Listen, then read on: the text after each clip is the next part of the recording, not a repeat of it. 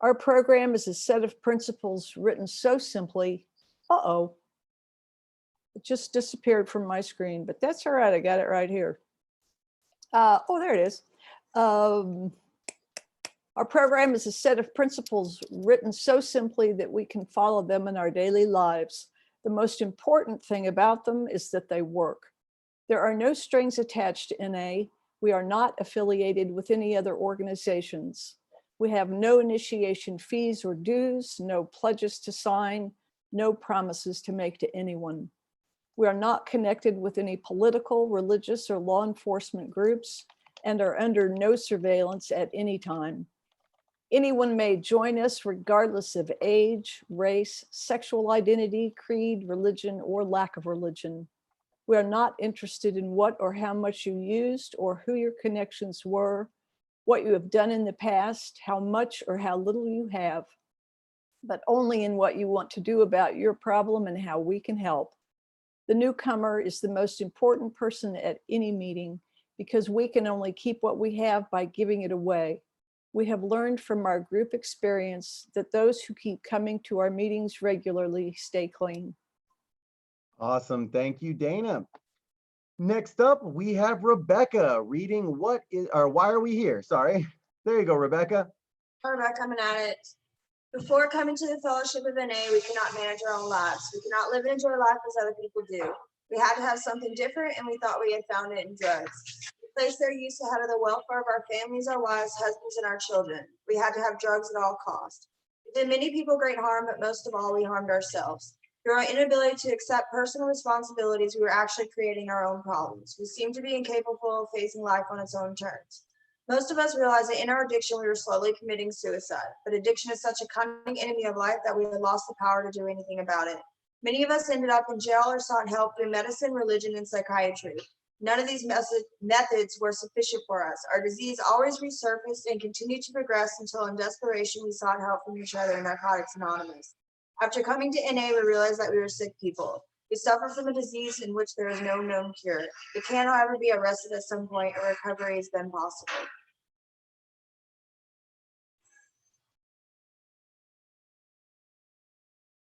Thank you, Rebecca. Sorry, I got stuck on mute there.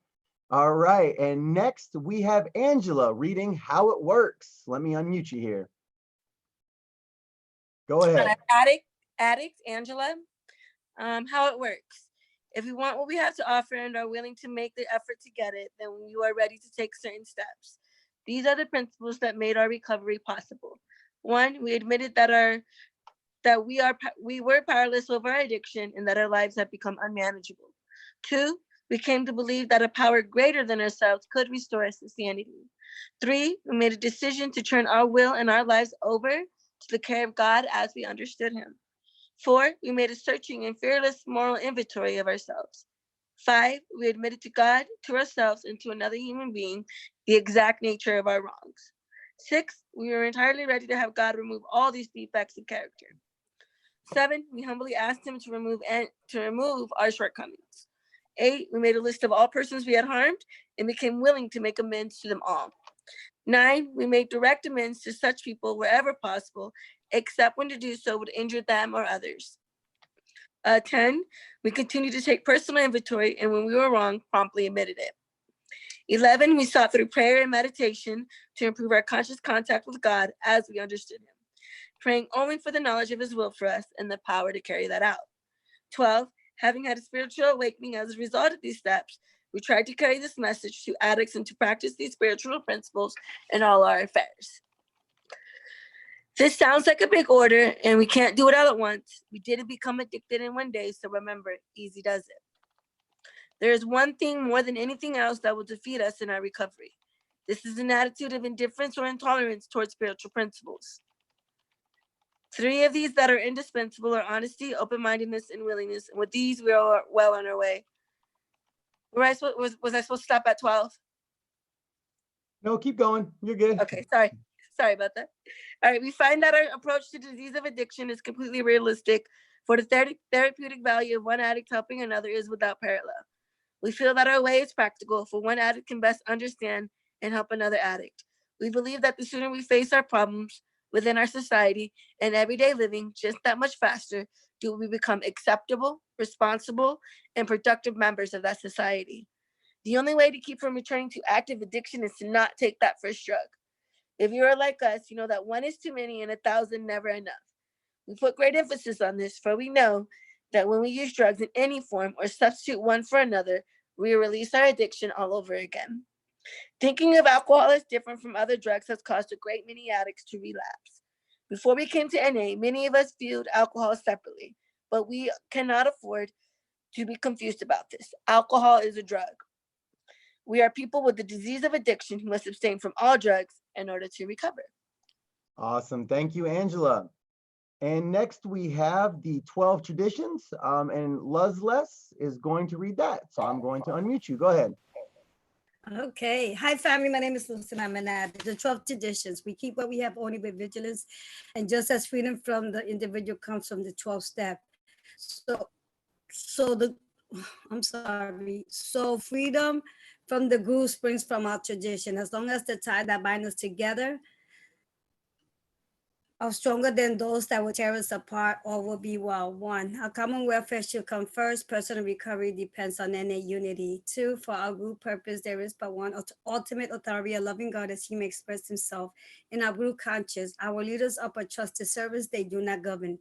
3, the only requirement for membership is a desire to stop using. 4, each group should be autonomous except in matters affecting one group or NA as a whole. 5, each group have one primary purpose, to carry the message to the addict who still suffers. 6, an NA group or never endorse, finance, or lend an NA name and related facility to any related facility or outside enterprise, lest problems of money, property, or prestige divert us from our primary purpose. 7, every NA group ought to be fully self-supported, declining outside contribution. 8, Narcotics Anonymous should remain forever non-professional, but our service centers may employ special worker. 9, NA as such or never be organized, but create service board or community direct responsible to those they serve. 10, Narcotics Anonymous has no opinion on outside issue. Hence, the NA name will never be drawn into public controversy. 11, I can't hardly see it. 11, give me a second. 11, yeah, because I couldn't see it. Our public relationship policy is based on attractions rather than promotion. We always maintain personal anonymity of level press, radio, and films. 12, anonymity is the spiritual foundations of all our tradition. Ever remind us to place principle before personality. Understanding these traditions comes over a period of time. Slowly over a period of time, we pick up information as we talk to members and visit various groups. It usually isn't until we get involved with service that someone points out that personal recovery depends on NA unity. And that unity depends on how well we follow our tradition. The 12 traditions of NAs are non-negotiable. They are the guidelines that keep our fellowship alive and free. By following these guidelines in our dealing with others and society at large, we avoid many problems. That is not to say that our traditions eliminate all problems. We still have to face difficulty as they arrive. Communication problem, difference of opinion, internal controversy, and trouble with individual and group outside the fellowship. However, when we apply these principles, we avoid some of the pitfalls. Many of our problems are like those that our predecessors had to face. Their hard-won experience have gave birth to the traditions, and our own experience has shown that these principles are just as valid today as they were when these traditions were formulated. Our tradition protects us from the internal and external forces that can destroy us. They are truly the tie that bind us together. It is only through understanding and application that they work. Thank you. Awesome. Thank you very much. And thank you everybody for reading and everybody who was of service. For information about our 7th tradition, please use the Square Pay link that I put into the chat. It is also listed on the YouTube video.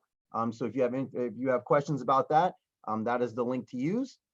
So yes, thank you for any donations to that. The format for this workshop is getting out of our own way.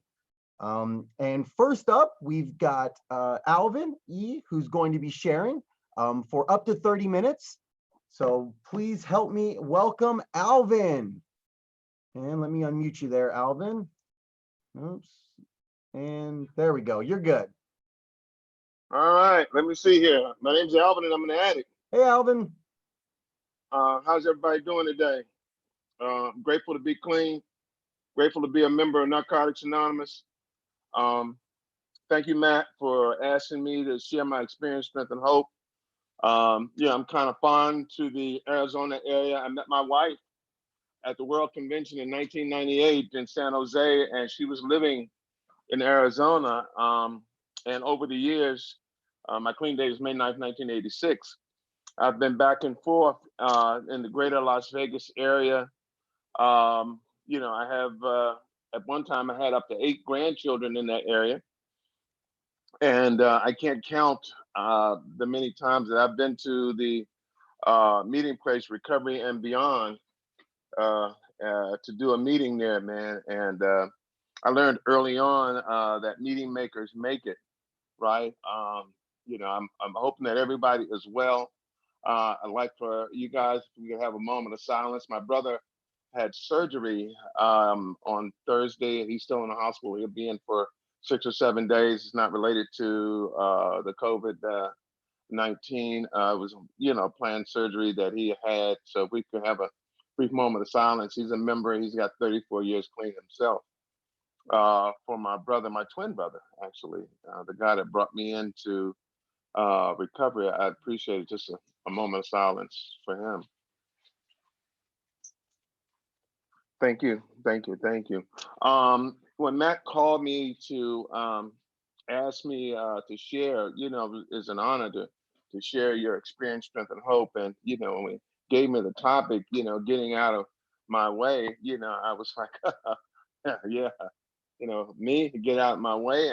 And what I've come to recognize that, you know, for me as a member of this fellowship and coming into Narcotics Anonymous, man, you know, the challenges that I faced early on, you know, with getting out of my way, you know, and it's been a lifelong journey to keep, you know, doing the right thing, you know, for the right reason, you know, because I didn't come to Narcotics Anonymous, you know, or into my addiction, you know, not doing the right thing, you know, every once in a while. I'm not that guy.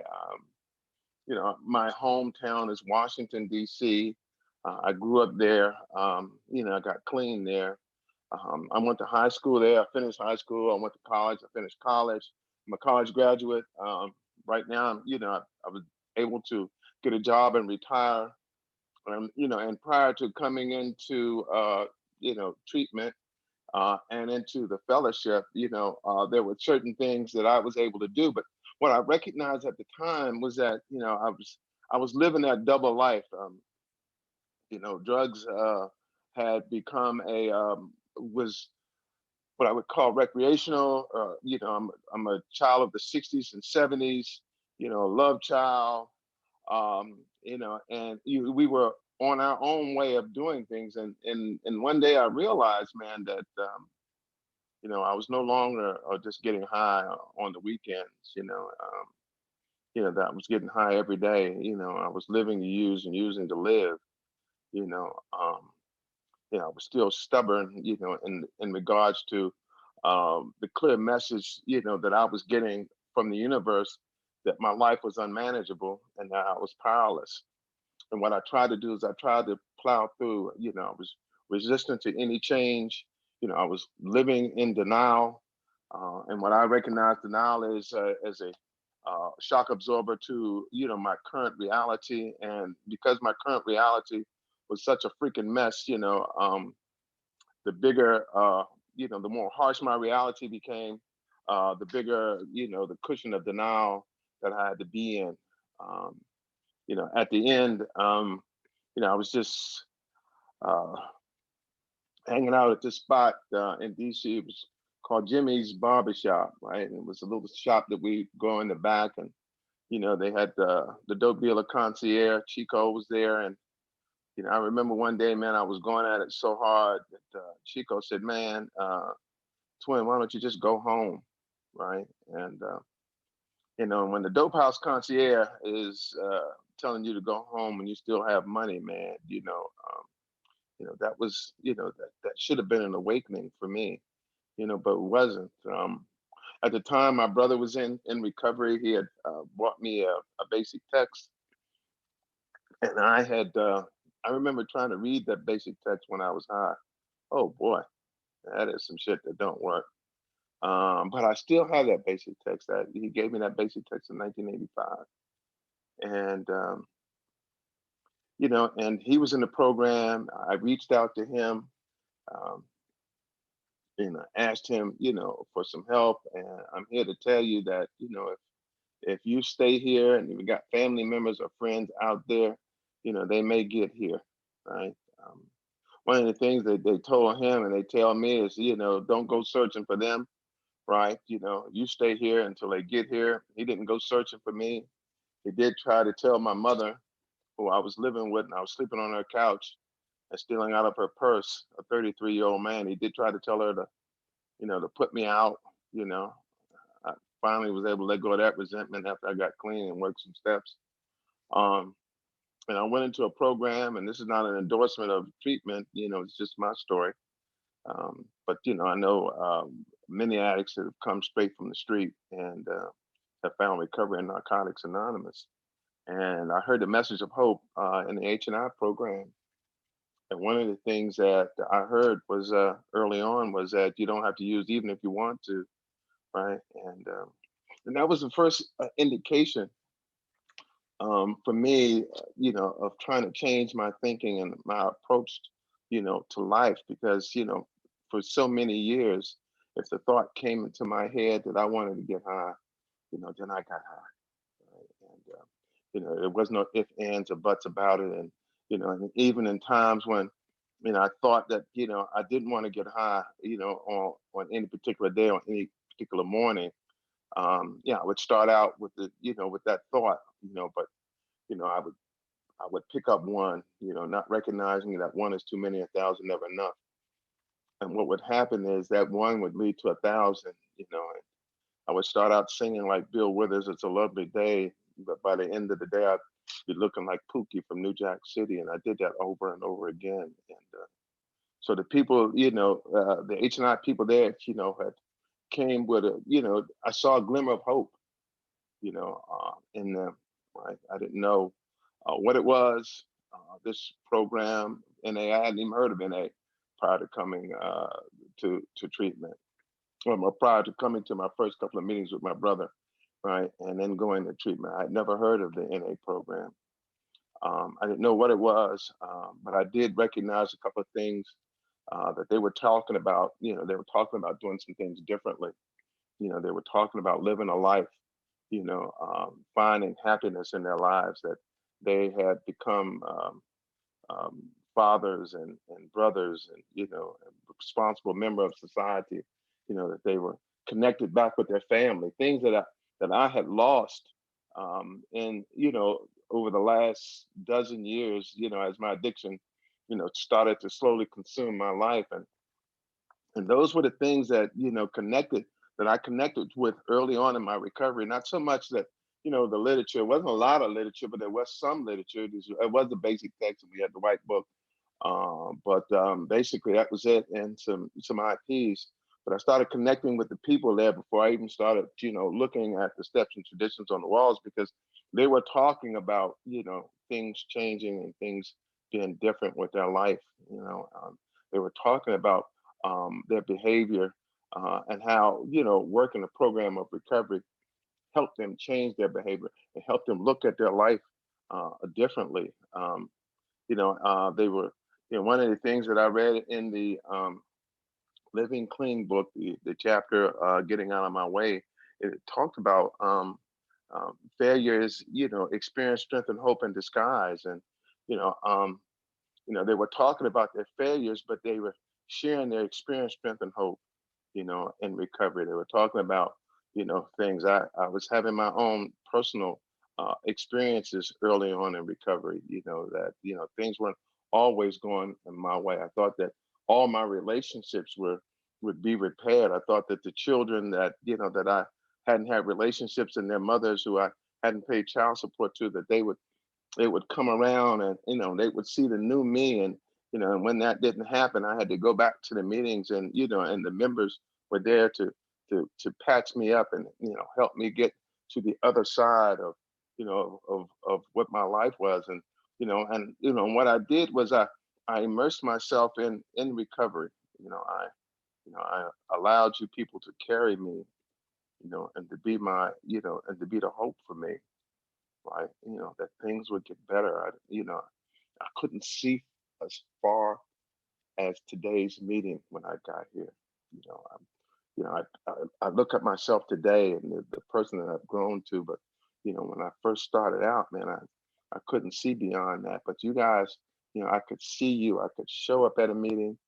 I could sit in that meeting, and I could listen to you talk about how your lives were going, and we would go out afterwards. The meeting after the meeting was so huge then, right? You didn't, I didn't have as many meetings to go to as I have today. And, I don't, I was on a meeting last night with some of my predecessors, the guys, Mark M from Bethesda, Maryland, was celebrating 35 years. And, it took me back down that road when, my early recovery and how important it was, to stay connected, to people and people in recovery, and, and the life that they were living. And I knew their stories, I knew their children, and we kind of grew up together. I came into Narcotics Anonymous, I was 33 years old, right? And now I'm 67 years old, right? I'm a guy that gets Social Security now, and I have a pension now from the job that I had. My medical provider is Medicare Part B. I can remember back when I first started, I couldn't see myself, getting to this place, even though, I knew it. There were no people in recovery at the time that I got clean that had retired at the time. There were people who had time in the program, but they weren't people who were doing that. So this has been, my family and, those folks and grandparents who had, made those decisions. But for members who I had an experience with in terms of coming into the program, that just wasn't something that we were doing at that time. And so this road that I'm traveling now is a road that I'm gaining the experience, from experienced members here who are telling me that these are the things that they're doing. And I never saw myself, getting to this place, right? But look at where I'm at now. About 10 years ago, let me back up a little bit. My early recovery was just that. They told me that meet and makers make it. For the first 5 years of my recovery, I went to meetings. I went to meetings and I went to meetings. You could count on one hand the amount of meetings that I missed in 5 years. And I remember around year 5, my mother died, and I went to a meeting, and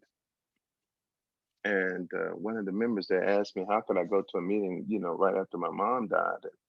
And I asked him, I said, well, where do you want me to go? And it was that foundation, that, people were talking about, that encouraged, that helped me make the change, that I've made in my life, and then I'm continuing to make in my life today. Getting out of my way has been a process for me. One of the ways that that I do that consistently is, I keep I work on my daily maintenance and my recovery. I'm a guy who starts his day reading his just for the day. I'm a guy who starts his day, who gets up and um, says his morning prayer. I'm a guy who starts his day before I have my coffee, before I, do my just for the day.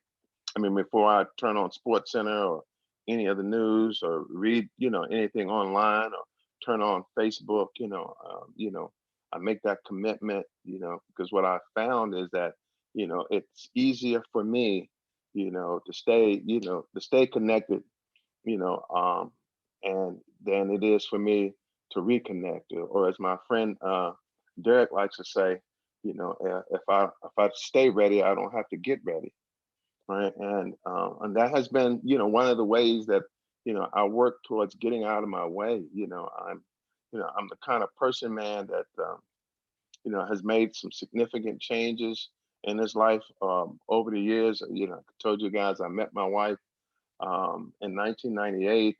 As a matter of fact, today is our wedding anniversary. We met in 98 and we got married in 2003. So it's been 17 years that we have been married, right? And I still love my wife, right?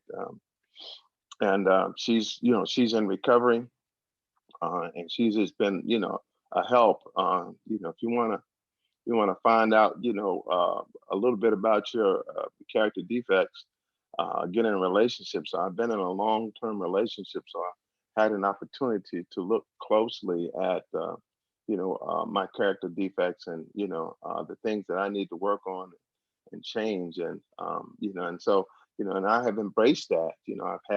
I've consistently had a sponsor, since I've been in Narcotics Anonymous. I've consistently had, a home group since I've been in Narcotics Anonymous. I've consistently been in service since I've, been in Narcotics Anonymous. So what all of those things help me do is they help me stay, in an atmosphere, of recovery, and it that helps me stay connected, to people, who are working on themselves. And as a result, I get to work on myself. I get to be around people who are connected to, power greater than themselves. And I get to, connect to people who my higher power will use, to help me change, to help me see the light and to help me see the way forward when sometimes, my own thinking will get in the way.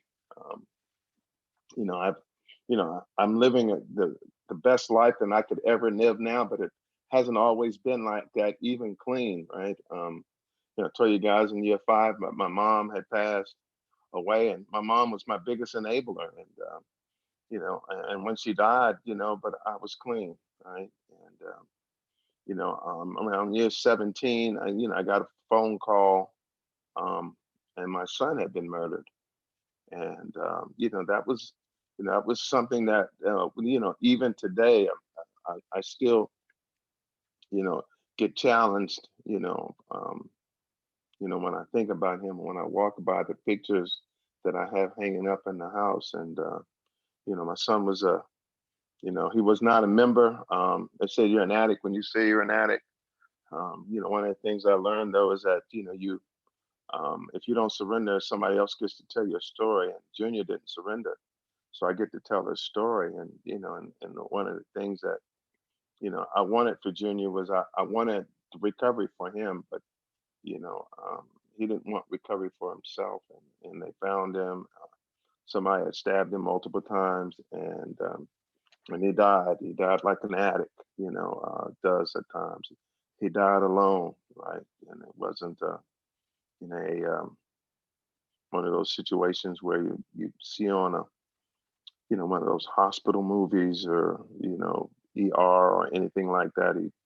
He died in the hospital, surrounded by strangers, right? And one of the things that I was not prepared for my son, to die like that. But I was prepared, for what life was going to bring me, right?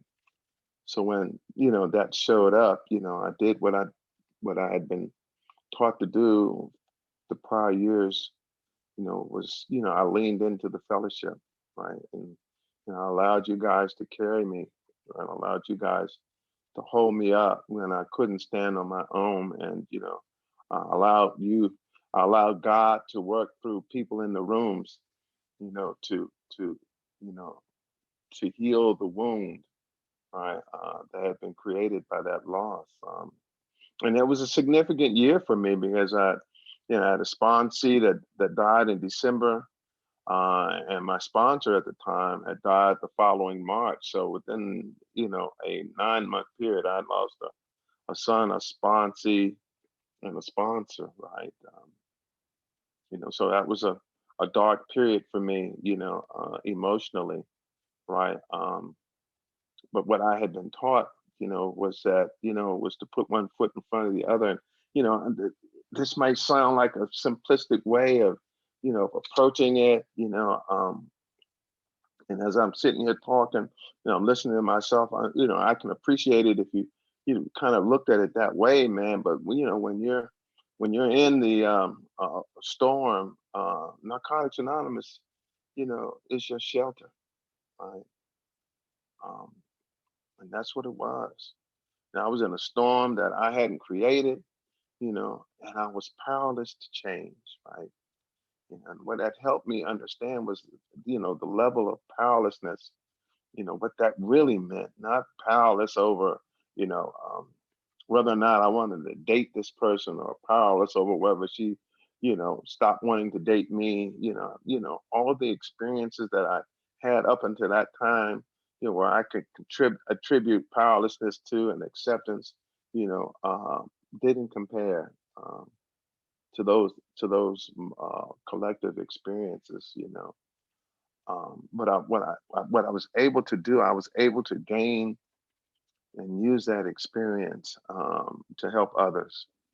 And you know, when a member asked me, man, you know, about sharing that, you know, experience and how hard that was, and I told him, I said, man, I don't get to plan the experience, I just get to share it, right? You know, I learned early on, you don't plan the outcome, right? You make plans, but you don't plan the outcome, and that's not an outcome I would have planned for myself, right? It's just an outcome, you know, that I had to live with. And you know, so what I did was, you know, I stayed open so members could come into my life, right? And help me, you know, members who had that experience, members who hadn't helped the experience, but just who wanted to sit with me and, you know, and hold my hand and, you know, and let me know that I could stay clean, you know, even through this, right? And I'm here to share that experience with others,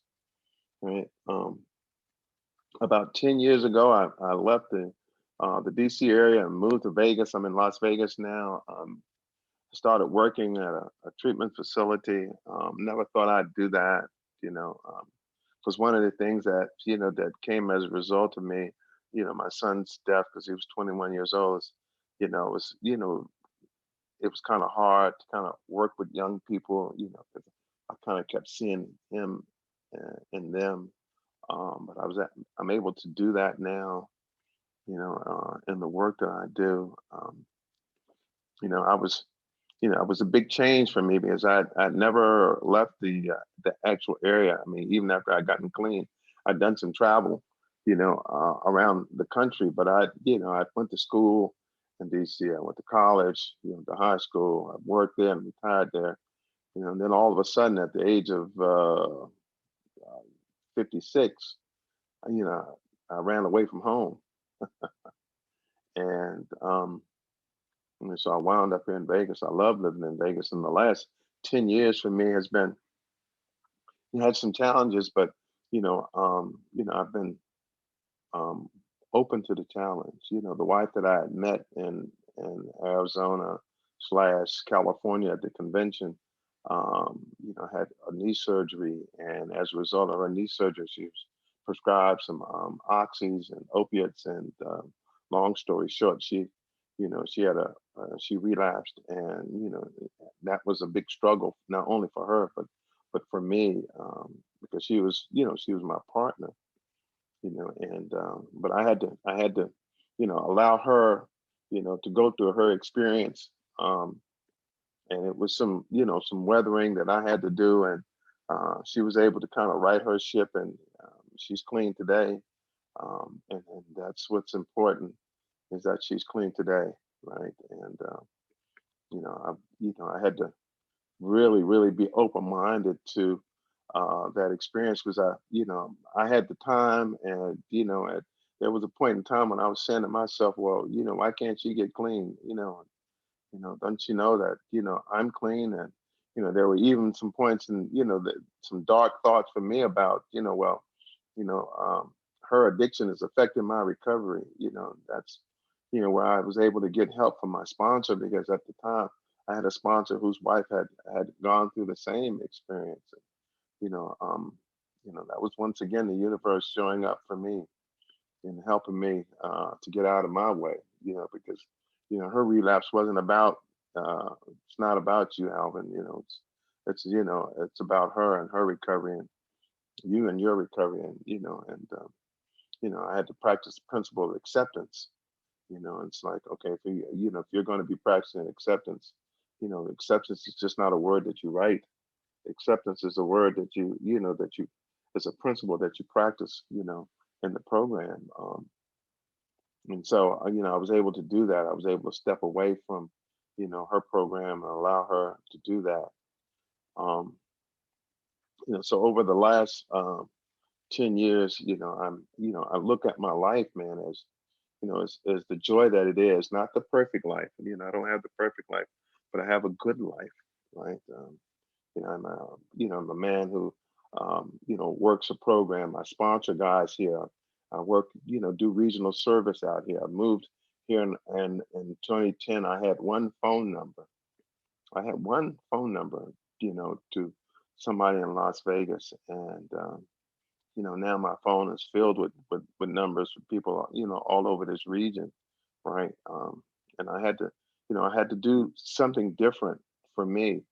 Right. I had to, get out of the way of my preconceptions, right? Because I come from an urban area in Washington D.C., and now I'm in kind of a southwestern mode, and I came with some prejudices and some biases about the West, and if you ever met anybody from D.C., or ever met anybody from the East Coast, we come with our own little attitude, and our own little persona. And what this move out here has allowed me to do, man, is to expand my thinking. And not just the program. I'm pretty good in the program when it comes to meetings, but outside of Narcotics Anonymous, my walk, matching my talk, right? And just because a person, looks a different way, or talks a different way, or eats a different way, doesn't make that person, doesn't make me better or worse. It just makes them human, and it makes me human. I am, please take the next 5 minutes to wrap up your share. All right, I've got it on time. Thank you, brother. I am, living my best life today. I had a guy share the other day at a meeting. He talks about living a better life in Narcotics Anonymous, and one of the things that I recognize for me is not only has Narcotics Anonymous given me a better life, but it's given me a superior life. My life with I can't describe to you the difference between the person that I was when I got here and the person that I am today. The risk that I have taken, the changes that I have made, have only come as a result of working a program of recovery. I remember hearing a guy out of Detroit, who talked about uh, panhandling in front of a restaurant out there, and he said that he used to panhandle out there in front of the restaurant, and now he owns the restaurant, right? And that's kind of like how I look at it. Things that when I got here, the things that I didn't think that I could do, that I have done. And one of the things that he shared was that if he'd have known how good God was going to be to him, he'd have taken bigger risk. And I'm just grateful that I was able to take this risk and come out here. I'm just grateful that I was able to, come to believe and, and turn my will and my life over to the care of a God of my understanding, and that has been the gift for me. That has been the biggest gift that you guys have given me. Not the houses that I own, not the business that I own, not the pension and the things that I have, but the biggest gift has been, you guys have directed me and guided me in a way that I have a relationship with a God of my understanding. I didn't have that when I came here. All I had was, the same relationship that I had with the God that I was a kid. The only prayer that I knew was, now lay me down to sleep. I pray the Lord the soul to keep. That was my relationship. But through coming here, I've learned the serenity prayer and the third step prayer, and I've learned that my God that I have is my greatest source of strength and courage. So, and that courage is the courage that I get, and the courage that I use to change. So I hope that, something I shared, helps someone. I hope that you guys continue to stay safe, in everything that you do. I plan to. Thank you, Matt, for asking me to share, and I'll keep coming back.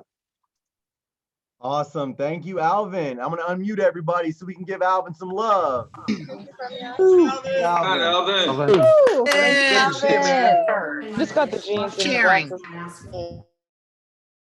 Much, Alvin. And let me mute you there. You're muted. Next up, all the way from Sweden, we have Anders going to share for 30 minutes his experience, strength, and hope on getting out of his own way. And you are good to go. Hi, family. My name is Anders, and I'm an addict. Can you all hear me? Great. I hear my own voice, but that's good. Oh man, I get a little bit nervous now because English is not my primary language. It's my secondary, and I need to think in Swedish and translate it into English. But I do as best I can. Let me see. Thanks so much, Alvin, for what you said. It was a great share. And thanks for asking me to participate. I met a couple of you members from Arizona at the convention in Denmark a couple of years ago, and we stayed in contact since then. And great people, really, really great people. And I'm a reluctant speaker because I think I'm so bad in English, but I do as good as I can. And I will tell you about my story. And you need to know that I got clean 8th of March, 1994. And there was no basic text at that time. There was no, in Swedish, there was no literature at all. It was like typewritten papers with Tipp-Ex on. And that kind of stuff. And nobody knew anything about recovery. Actually, we knew don't take drugs. That was the treatment center told us. And don't take drugs and avoid people that uses. But first time I came to a meeting, I felt really welcome. And that was at a prison. You see, there was something in the cafeteria. Someone offered cookies and coffee, and I went there and I saw all my old dealers there, and I thought they were dead. So there, slowly, I got hope. But when I came at my first real meeting in my home group that I still have 26 years later, I felt so welcome, and I am kind of lucky because I have an appetite for life. I'm not shy. I can take the word and speak and behave like that. That's I see people that are so afraid of opening up. But I was so tired of my own ways, but I still didn't want to quit totally. I just wanted to have ease the pain of what certain drugs did to me, because I didn't know anything about addiction. I didn't know that I could understand that if I took a drug, it led to more drugs and criminality and that kind of stuff. I understand that, but not as I do today. Uh, and the great power I felt, because I really felt I can make this, because I got new friends, really good friends that are we started to hang out and doing things and coming up early in the meetings and stay out after meetings and doing stuff. I felt this is the best friends I ever had, and I still are really close friends with some of them. Some have died, of course. Many is chosen, but few is called. Many is called, but few is chosen. This is the nature of this disease. People don't take it for serious. But as I said earlier, there was no literature and that kind of stuff. And when I had like 18 months clean, people went to the World Convention in Paris. I was on my way too, but I couldn't afford it. But they brought speaker tapes back when they came. And finally, I understood what it was about. It was about working the steps. But when the youth, I was 27, so that was not that youth, but in Sweden, I was really, really young. And the thing is, when me and my other buddies wanted to have something that was not available because no one knew anything about it. So I worked at a place, and there was a guy who said, I didn't, this was like 1996, maybe 1997. I was not aware of something called internet. But my friend at work said, hey, there is Narcotics Anonymous on a news board. And he explained it. It's like where you can put stuff on, ask for stuff. Ah, really? So I was really hooked. And really interested in that, and said, can you please, because I had 2 speaker tapes. I had one with a lady called Fran that lives in Hawaii, and a man called Vito from, I think he lives in Florida. But anyway, could you ask for speaker tapes? And 1 week later, that my coworker said, hey, you got an answer here. It was a man in Maryland that said, hey, I send you some tapes. Oh yeah, okay, tell me about that. But actually, 10 days later, it came a box, and it also came a coffee mug and a t-shirt and a telephone number. And I was not aware of the time difference. So I called him like noon my time and mumbled something in really, really, my English is not that good, but there was worse at that time. And he recorded that, so I heard it since that. And he became my sponsor. He was my sponsor for 10 years. I'm not sure if he's here and listening to this, but his name is Mike, and he lives in Maryland, Eastern Maryland. And it's a great, great guy. And he helped me to be a part of. He sent me literature and stuff, and guided me through the steps. And there was not many people that in Sweden that had worked as 12 steps that way.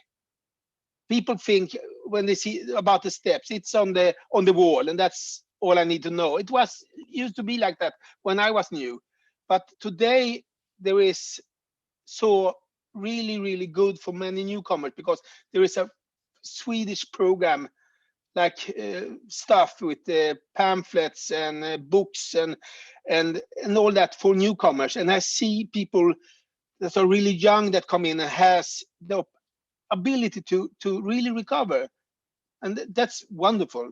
It's wonderful. So the topic is to getting out of my own way, and yes, I have the with a few seeds I can sow a whole forest that I immediately are lost in. I create my own problems. Hand me a credit card and I'm so totally lost. And I need to, so the greatest gift, except that I don't need to humiliate myself with using and getting drugs, is God. When I came, I hated God because I was misled of what God was. God is not religion, but that was what I thought. So I was really like, fuck you, you fucking fuck. So but God is so, I can't say what it is, but it's something like a fluffy cloud that I can fall into when life is hard, and it gets hard even with time because I create my own problem. I take the wrong decision at the wrong time. I don't speak to my wife or my kids. I don't take. Recovery starts with responsibility, and that's beginning of putting the cap of toothpaste at morning. That's some days it is like that. Getting out of my own way. It's as I've been to States 4 times, and I knew I have a couple of friends at listening to this that I met in Florida, Meredith, for example. And it's the great thing with NA is it's a worldwide fellowship because it's not in just Arizona. It's big in. I think we have like 69,000 meetings weekly, and think of that. So like in India and Asia, it's so big. In Iran, it's so big. So they have, when they have conventions in Iran, they have like football stadiums with people. They needed to move a distribution center for literature over there because there was so many people. But of course, land with heroin, of course, and it's so great that these programs are available for people in so many languages. So let me see. The coolest thing with getting out of my own way is that I allow God to be part of my life. And actually, I hated God and what I thought it all was about, religion, churches, and that kind of stuff. I married my wife, Mariana. That's a really sweet name for an addict, right? But anyway, she as a part of church, and they have really been really nice to me when I came there with her, and that's so great. So, and she says, and your believing God is bigger than many people in the church. But I don't believe in religion. I have such stories, but there is so really strange. But I need to tell you about a story that are really it's too complicated to tell because I don't know the word for it. Or I feel like I'm so. I hope I'm doing okay. Thank you.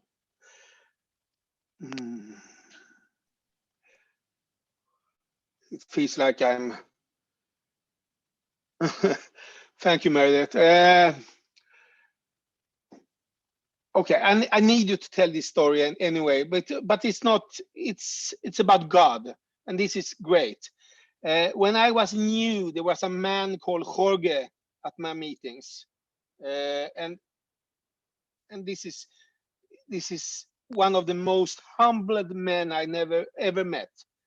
And he died during a liver transplant a couple of years after I met him. And the thing is, he had a son that went out and used, and he was engaged with my friend Anna, and Anna, which I still have contact with, is a close friend, and she lives in Stockholm, That's 500 kilometers from here. And every time we have a speaker jam or something, oh, Anna, come down and speak, come down and speak. And one day I managed to have her come. But I have one condition, she said. I want to go to the grave, Jorge's grave. And when we was at that grave, I was really sad and was really feeling God's presence.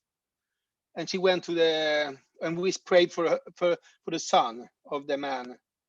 And the thing is, she went up to the speaker jam and shared, and it was great.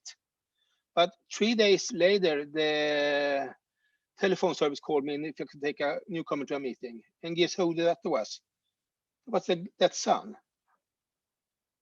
And he was involved in very, very severe criminality in this town with gangs when they shoot on each other. But I took him to a meeting, and a couple of days later, he went out and lived with me for 3 months, and he's still clean. He's coming up on 4 years clean.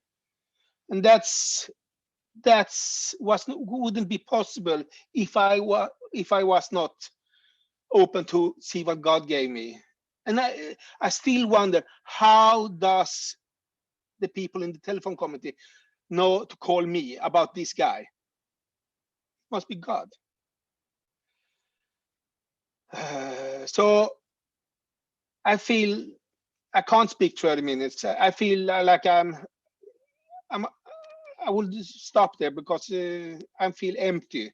And I hope I have shared some of my experience with you. And I'm really, really grateful for being here. And imagine of thinking in Swedish and say it in English.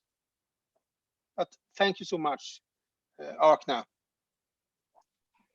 Thank you, Anders. All right, let's unmute and give him some love. So now the Very discovery. much. Really. That was great. Does that make sense? Thank you. Thank you. Yeah, they.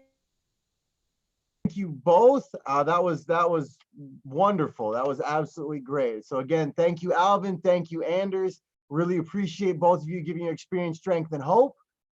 Before we close up the meeting, we are going to read We Do Recover, and I've got Marty who's going to be doing that. Maya is going to screen share for you, and I'm going to unmute you here, Marty. And give it 1 second while Maya pulls up that screen share. There we go. And go ahead, Marty. All right, I'm next. My name is Marty. When at the end of the road, we find that we can no longer function as a human being, either with or without drugs. We all face the same dilemma. What is there left to do? There seems to be this alternative: either go on as best we can to the bitter ends, jails, institutions, or death, or find a new way to live. In years gone by, very few addicts have ever had this last choice. Those who are addicted today are more fortunate. For the first time in man's entire history, a simple way has been proving itself in the lives of many addicts. It is available to us all. This is a simple, spiritual, not religious program known as Narcotics Anonymous. Awesome. Thank you, Marty. And again, thank you to both of our speakers and to everybody else who was of service during this meeting. We will be closing with the third step prayer after a moment of silence for the addicts still sick and suffering both inside and outside of this room. Everybody will stay muted. Also, just want to let everybody know the next meeting, the next workshop will be coming up at 1 p.m. Arizona time. So that's in approximately 56 minutes from now. So definitely hope to see everybody there. Go grab something to eat, go grab some coffee, and come back for some more recovery. So again, after a moment of silence, we will go ahead with the third step prayer and everybody will stay muted.